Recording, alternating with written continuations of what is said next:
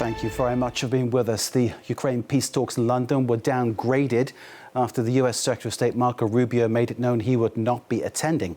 It's understood this decision came after it was clear Ukraine would not accept a key part of Washington's plan that Russia's annexation of Crimea be accepted by Kyiv. In London, officials from Britain, France, Germany and Ukraine met along with the US envoy to Ukraine, Keith Kellogg. The downgrading of talks comes at a critical time, days after the US President Donald Trump warned that Washington could walk away if there was no progress on a deal soon. Trump raised the pressure on Sunday when he said he hoped Moscow and Kyiv would make a deal this week and end the three-year-old conflict. We'll bring you extensive news of what's happening on the ground, but first, let's get some analysis. Gulliver Cragg, our correspondent in Kyiv, joins us live. Gulliver, I imagine disappointment where you are about the lack of progress of these talks. Well, not exactly, because expectations in Ukraine were so low, especially after these media reports came out in the US press saying that Donald Trump's peace proposal involved recognition of Russian sovereignty over the Crimean Peninsula. I think that the Ukrainians felt that that was obviously a non-starter for them, but also for the Europeans. These talks are being held in London. Emmanuel Macron's position on that is clear as well. He's the other sort of co-leader with the Germans of this coalition of the willing that they've been trying to put together, and so they felt pretty sure that these talks wouldn't yield anything. In fact, in a way they hoped they wouldn't, because if they had yielded to any kind of caving in to the United States bullying, that would have been pretty bad news from Ukraine's perspective. How are the Ukrainians reacting to the American statements, Gulliver? J.D. Vance saying both sides need to give up territory. Trump saying Zelensky's missing a chance for peace by not agreeing to Russia keeping Crimea.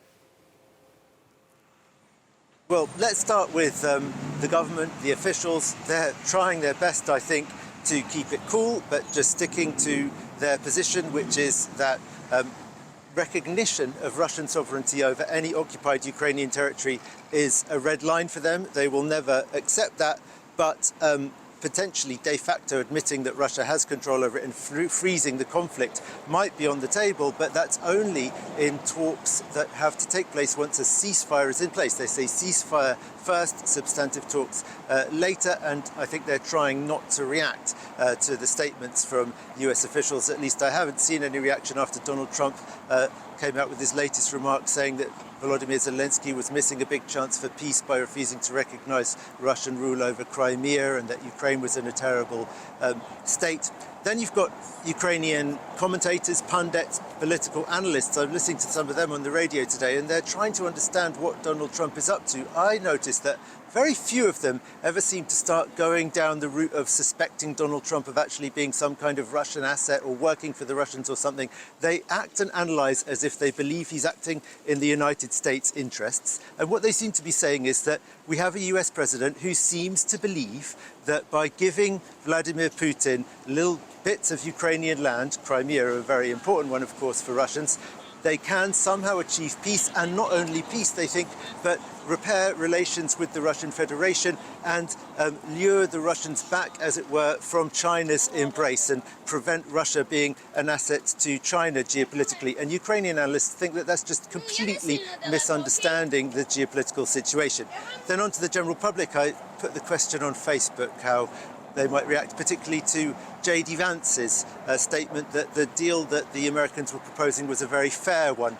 As you might imagine, quite a few people simply responded that they couldn't answer that without using swear words. Others said that it was absolutely anything but fair. Fair would be putting the Russians on trial for war crimes and, of course, giving back all of Ukraine's territory. I mean, I think it really sticks in the craw, even if there are people in Ukraine who think that they're going to have to accept some kind of a not very good deal for the country at some point. To have the US Vice President try to tell them that this is fair is really something that they find it very hard to take. And there's been an opinion poll published today showing that confidence in the United States, or how much the Ukrainians like the Americans, the American country as a country, has plummeted. I mean, perhaps that's not very surprising.